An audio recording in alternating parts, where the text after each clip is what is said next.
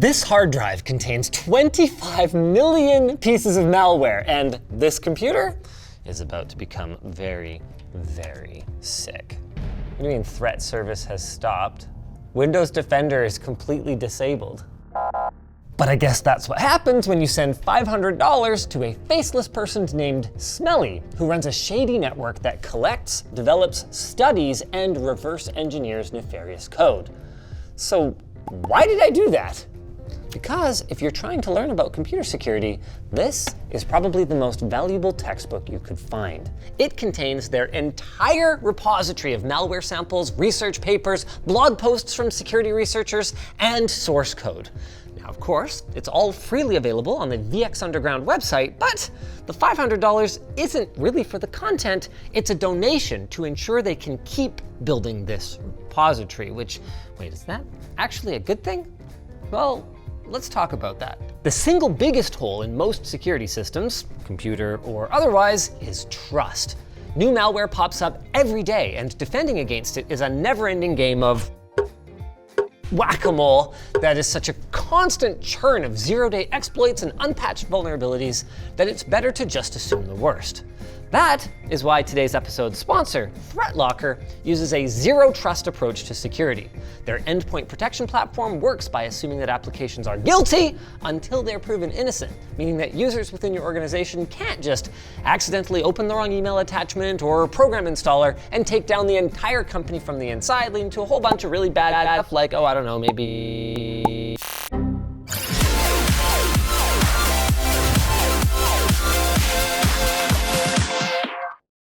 The very first thing I asked when this video got pitched to me was, isn't this thing kind of dangerous to have lying around? And the answer is yes, but also no. These mostly aren't ready-to-go viruses. Mostly. And while they absolutely can wreak havoc on your system if you're not careful, you don't really need to worry about doing a lockbit on yourself and encrypting your whole drive. Part of the reason for that is how things are stored. Most executables are missing the exe file extension, so the system is far less likely to automatically run them, and everything else is in a password-protected 7-zip archive to prevent it from being automatically unpacked. Furthermore, many of these malwares are older, and the only real damage they can do to a fully updated system is by overloading Windows Defender's threat detection engine.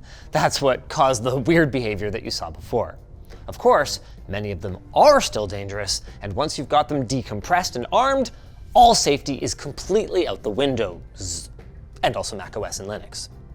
Borat popped up in 2022 and was referred to as a triple threat, because on top of granting remote access, it also includes DDoS and ransomware tools. This seems like exactly the kind of thing I would want to just run. Launch borat.7z archive in any run, Windows 10 or 11. This is Linux. Yes. Would you like me to show you any run? They do sandboxing. There's so much resetting and re-imaging and everything in this project.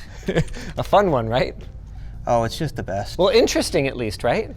It's interesting. It's absolutely interesting. It's also extremely scary. I mean, it's not like you could single-handedly take down the whole company if you do anything irresponsible or careless.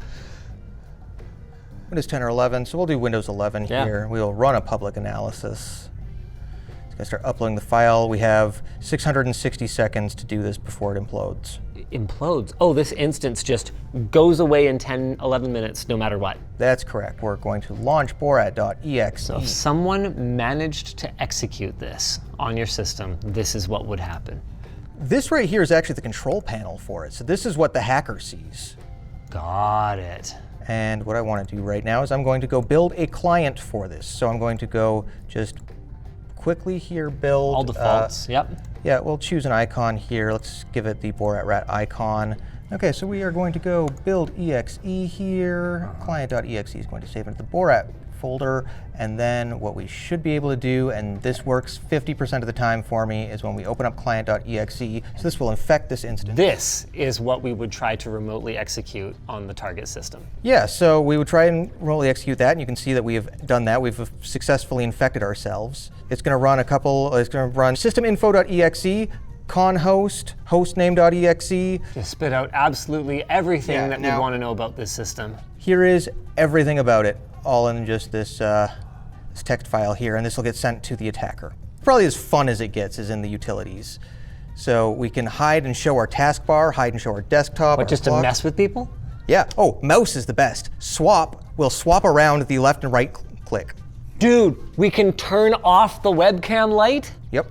Most webcams do work with the webcam light just kind of hardwired into the camera circuitry, but some of them don't, and that's where this is going to really exploit it. The other thing this is going to do is allow you to turn on their webcam light, basically activating their camera, but not actually have to do anything. It's just a quick way of freaking them out if they're trying to make threats at you over the phone while you try and extort them for money. FOD helper, watch how easy it is to get admin. You can see permission right here. It says permission user over on the right side. We're going to hit FOD helper. It's going to restart the client. And oh look, admin. That's it, and they haven't patched that yet. Okay, what are we running on? Yeah, 2021 second half. So this is pretty old Windows. That's good. That's really good that that's still unpatched on this version, but it's probably patched somewhere else. I've not run this for real. I'm very afraid of it. Obviously, this dashboard here, right? There's a lot of lines. Yep. I mean, you could have a lot of clients and you could just poke around in one anytime you want. What's surveillance do?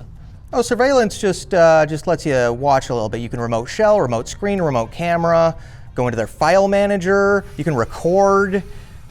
You can get their network information, see what processes are running. What else we got here? Control, so you can send files to them. Keylogger. Yep. Okay. Oh, Keylogger is built into every malware these days. Malware is where it gets real interesting. Oh, I just pick what malware I want. Yeah, you want to DDoS somebody, you can do that, especially if you've got a lot of bots there. You can ransomware them, so if you wanted to just do a lockbit on someone, you can just ransomware them like that. There is a way in here to steal credentials for Discord. It steals the session token for Discord so that you can gain access to somebody's Discord and then start messaging all their friends. Start messaging their friends with your client.exe, which you've just made look like whatever program you want, because that's part of the whole builder. And this is old, but it's not that old. It's still active in some regards. Maybe not this exact version, but clearly there's still people using it. And this kind of thing is only going to get scarier and scarier when Windows 10 reaches end of life, dude. Because so many people are going to stay on Windows 10. And it's not going to be getting security patches. Guys, patch your software. The stuff that gets patched isn't what really worries me. It's the 0 days. There's so many 0 days, and there's so much money in this now, especially with all of those hospitals getting ransomwared. Anyway, good luck. Practically speaking, there is no limit to what a creative attacker could do with something like Borat Rat. We haven't even touched on some of the basic functionality, like exfiltrating data, popping up text messages so the attacker can communicate with the victim. But how does it do so much? Well, a big part of it is thanks to the DLL files that are included. These DLLs are mostly feature plugins that are taken from a fork of DC Rat called Santa Rat. When you really think about it, Borat does look a bit like a dirty wizard or a homeless Santa, but that's besides the point. The point is, if we run the rat in a malware sandbox, like any run, which we're using here, we can get some idea of how it's executing individual exploits. Take the FOD helper exploit, for example. How is it giving the rat administrator privileges with almost no effort whatsoever? Well, we can see that it makes some registry changes before launching FOD helper, but what registry changes is it making exactly? Searching through the VX drive, we can find the source code for it and see that it uses UAC bypass method 3 from options.dll. The source code for options.dll might be missing, but as we know, it came from SantaRat, so we can check the source code for that and see that it's modifying this key in the registry.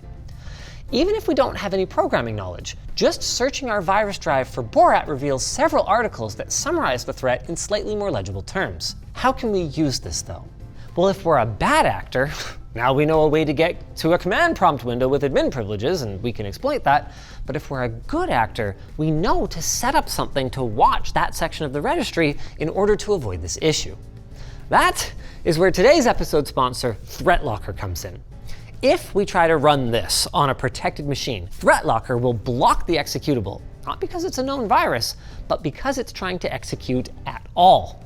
Our ThreatLocker administrator account can now see it within Response Center, open it up in a virtualized testing environment to ensure that it's safe, and either keep it on the block list, add it to the allow list outright, or allow it with ring fencing, just in case you're not sure about the application. Ring fencing is the act of limiting what a program can do, like blocking it from connecting to the internet, blocking it from writing to the registry, accessing protected files, or interacting with high-risk applications like PowerShell and command prompt. After all, malware can't get access to an administrator command prompt if it can't open a command prompt at all. Coming back to our VX Underground drive though, being able to pwn Windows, not exactly a big accomplishment. Windows machines get hacked every day. What about Linux? Here's the thing. Web servers usually run Linux, and there's a lot of things that are trying to target that. A WordPress server is especially susceptible to attacks, like the C99 backdoor. Ooh, is it demo time? WordPress is often used by would-be webmasters because it is relatively user-friendly, at least on the surface, and free to use, but not all of the plugins are free, technically. Because of WordPress's GPL license, all derivative works, including plugins, are required to use GPL as well. That means that they can charge money, but they also can't stop people from sharing their code. So websites that host cracked plugins aren't usually able to be taken down by lawyers. They do, however, often serve plugins with a little something extra that might make you want to pay for plugins from the official source. They can be used to host sketchy files, they can be used to ransomware your network, and once a backdoor is installed, other malware can be uploaded and potentially executed. Want to show us how it works? What I've done is gone ahead and just added our backdoor into one of the most generic websites of all time. Yeah, this is a default theme. The way that this could be kind of replicated in real world, other than just through infected themes or plugins, is also through mismanaged upload credentials. So if you've got user uploads, they can potentially make this happen. And this is what the backdoor actually looks like. So you can see that here we're going to localhost into the themes folder, and we're just running this simple PHP file. And now we have access to everything. Wait, what? Okay, so hold on a second. So my server is serving that website. That's correct. And you took advantage of a misconfigured upload permission setting. Yes. I just uploaded this file, and I have this. Yes. So this could be used to do any number of things. Let's say that your website was hosting, a cool mod for something, or a cool, useful little application. I could go in and I could replace the file with something completely different, and if they don't bother to actually check the checksum that I publish on my site, although I could of course overwrite the checksum as well, then they could download a completely different file, execute that on their computer, and boom, they're infected. And since everything is usually done with not the greatest encryption for PHP websites, usually, especially WordPress, the encryption on passwords is not great. You could just go in, grab the database, and then use, I don't know, your RTX 4090 at home to crack the passwords. Kind of like in the Wi-Fi cracking video. Right, you should check out that video if you haven't seen it already. Equally scary.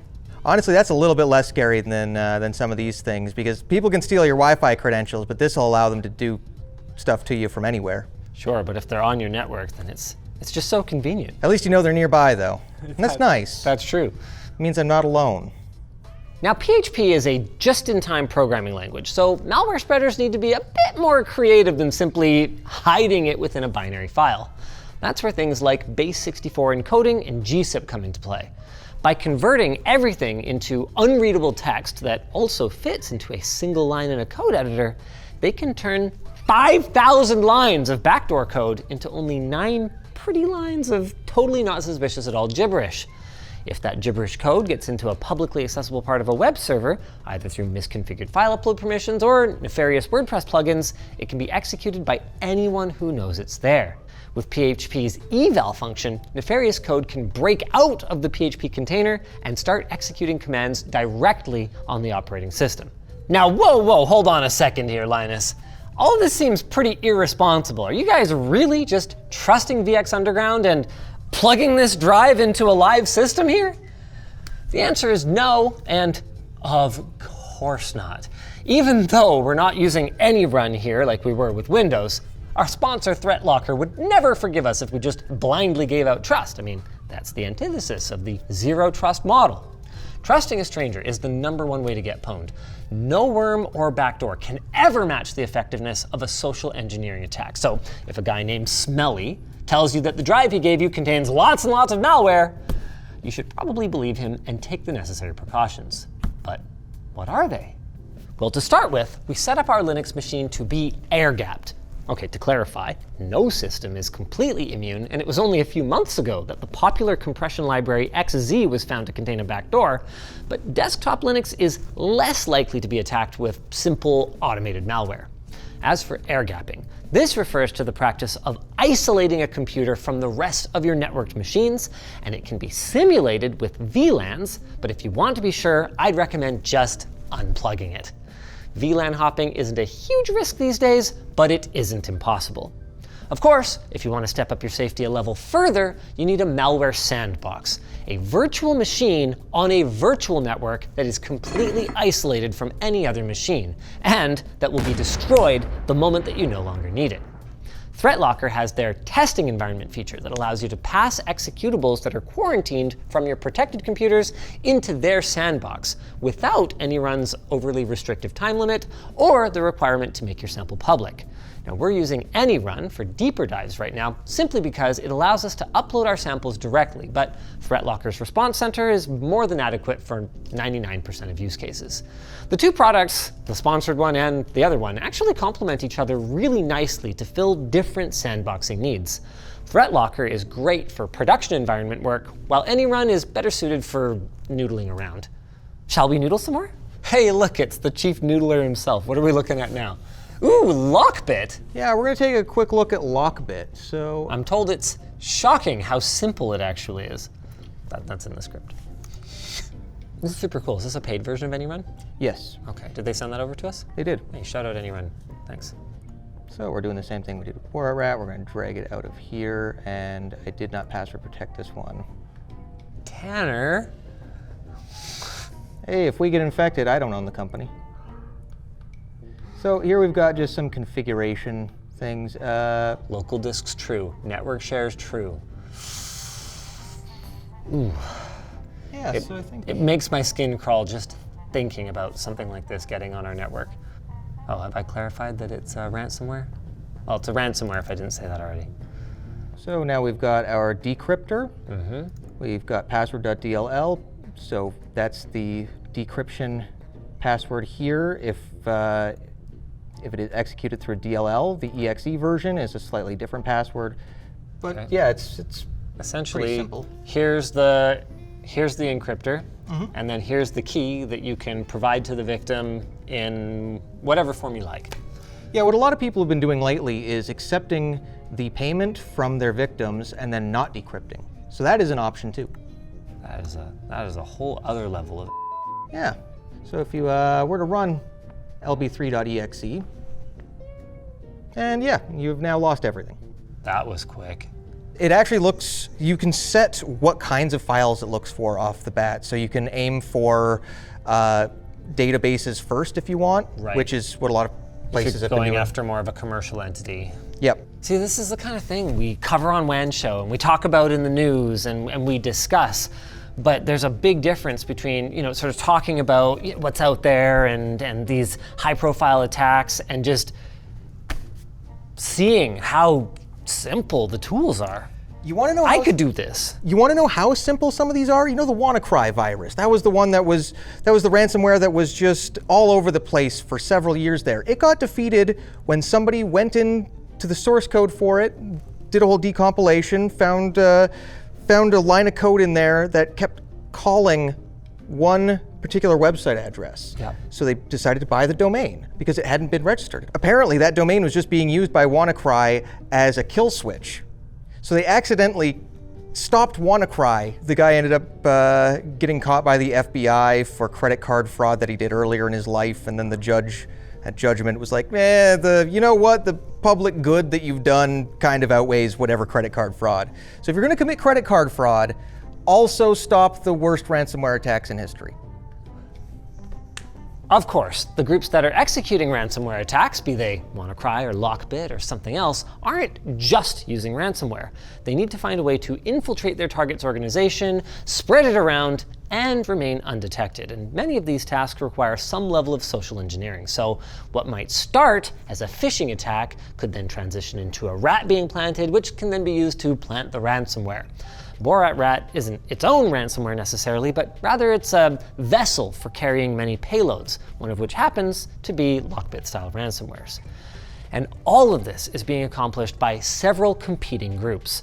Some are simply trying to cash in, but some clearly have other goals in mind, as there's strong evidence that many malware groups operate as part of government entities. North Korea's Lazarus Group, Russia's Berserk Bear, and America's NSA Equation Group are just a few suspected examples. So, is this hard drive only for researchers, or could somebody conceivably use this repository to create and spread malware, possibly in an act of state-sponsored terrorism? Don't kid yourself. This is on the blacker side of gray, and the only moral justification for its existence is that, realistically, the bad guys have access to this information anyway, and by shedding light on it, we're at least giving the good guys a hoping chance to counter any upcoming threats. Security through obscurity is a pipe dream, and just like we probably upset some gas station owners when we made our video on the Flipper Zero, we're probably ruffling some feathers with this one, but we feel it's a valuable conversation to start, and one that we should keep on having. The last question you guys might be asking is, what are we planning to do with the VX Underground hard drive? Well, the first thing is to put a warning label on it, maybe even a bigger one than this, and then after that, I don't know, we've actually had some really cool ideas for videos in the past that have required us to intentionally infect a system. But providing real malware to us is against the policy of every white hat organization and person that we have ever interacted with. So we have struggled at times to create, for example, an infected system to bring to a shop for servicing. If you have any other ideas, we're open to them, but for now, we're gonna fester on it for a little bit, and seeing the kinds of threats that are not only out there, but more numerous than I previously imagined, I guess we'll look into hardening our security, maybe with some help from our sponsor, ThreatLocker. If you guys liked this video, why don't you check out the time we bought antivirus USB sticks from Facebook? They were USB sticks, all right.